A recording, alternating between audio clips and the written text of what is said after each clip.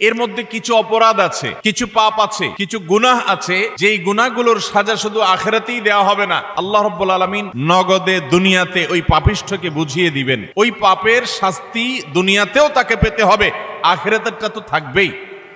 এরকম কিছু পাপ এবং অপরাধ কোরআন এবং হাদিসে বর্ণিত হয়েছে। এরকম 10টি পাপ, 10টি অপরাধের কথা আজ আমরা জানবো ইনশাআল্লাহ।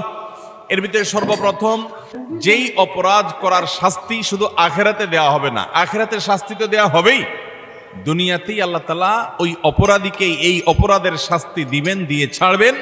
এর মধ্যে প্রথম যে অপরাধের কথা বলতে চাই তা হলো মা বাবার অবাধ্যতা, মা বাবার নাফরমানি, মা বাবার সাথে বেয়াদবি করা, তাদের অসম্মান অশ্রদ্ধা করা, তাদের অধিকার নষ্ট করা, খর্ব করা।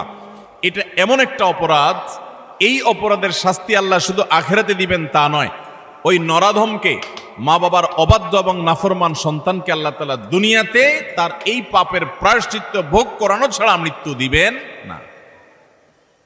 এ বিষয়ে মুস্তাদরাক হাকিমের বর্ণিত একটি হাদিস আছে। নবী আলাইহিস সালাম বলেছেন, বাবানি মুআজ্জালানি উকুবাতুহুমা ফিদ দুনিয়া আল বাগয়ু ওয়া উকুকুল ওয়ালিদাইন। মা বাবার নাফরমানি এর শাস্তি দুনিয়াতে নগদ দেওয়া হবে, আখিরাতটা তো আছেই।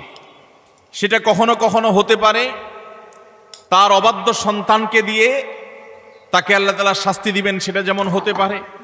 আবার এমনও হতে পারে তার সন্তান নেই, কিংবা সন্তানরা অবাধ্য না, আল্লাহ তাআলা তাকে অন্যভাবে অপমান অপদস্থ করে, লাঞ্ছনা দিয়ে, কষ্ট দিয়ে, তার থেকে নেয়ামত ছিনিয়ে নিয়ে কোনো না কোনো ভাবে আল্লাহ তাআলা তাকে শাস্তি দিবেনই দিবেন।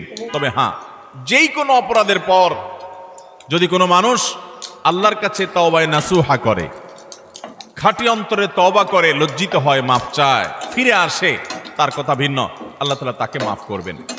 কারোর যদি বাবা মা দুনিয়াতে বেঁচে থাকেন আর বাবা মার প্রতি তার কখনো অশ্রদ্ধা হয়, অসম্মান হয়, বেয়াদবি হয়, তাহলে সেটার প্রায়শ্চিত্ত হলো বাবা মার কাছে মাফ চাওয়া, চোখের পানি ফেলে দিয়ে। যতক্ষণ পর্যন্ত অন্তর থেকে তারা ক্লিয়ারেন্স না দিবেন যে ঠিক আছে, তোমার ব্যাপারে আর কোনো দুঃখ আমার অন্তরে নেই, ততক্ষণ পর্যন্ত মা বাবার কাছে ক্ষমা চাইতে থাকা, এটা হলো এই অপরাধের তওবা। এখানে শুধু মুখে আস্তাগফিরুল্লাহ বললে কখনো তওবা হবে না, বরং মা বাবার কাছে মাপ চাইতে হবে। আপনি যদি আপনার স্ত্রী সন্তানদের সামনে, মা বাবার সামনে বেয়াদবি করেন, তাহলে তাদের সামনেই আবার তাদের কাছে মাপ চাইতে হবে। আপনি যদি কারোর সামনে বাবা মাকে অসম্মান করে থাকেন, তাদের কোনো নির্দেশ লঙ্ঘন করে থাকেন, তাচ্ছিল্য প্রদর্শন করে থাকেন, ওই মানুষগুলোর সামনেই আবার আপনাকে প্রায়শ্চিত্ত করতে হবে। এটি হলো মা বাবার কাছে ক্ষমা চাওয়ার পদ্ধতি। আর যারা হতভাগাদের কাতারে পড়ে গেছেন, মা বাবার দুজনেই অথবা দুজনের কোনো একজনকে হারিয়ে ফেলেছেন, এখনো পর্যন্ত তাদের সাথে কৃত অপরাধ এবং জুলুম, অবিচার, যেটা আল্লাহ তাআলা সহ্য করবেন না, সে অপরাধের প্রায়শ্চিত্ত আপনি করতে পারেন নাই, দুনিয়া থেকে চলে গেছেন, তারা কিভাবে প্রায়শ্চিত্ত করবেন? তাদের প্রায়শ্চিত্তের কয়েকটা ধাপ আছে। নাম্বার 1, তারা মা বাবার হয়ে আল্লাহর কাছে অনেক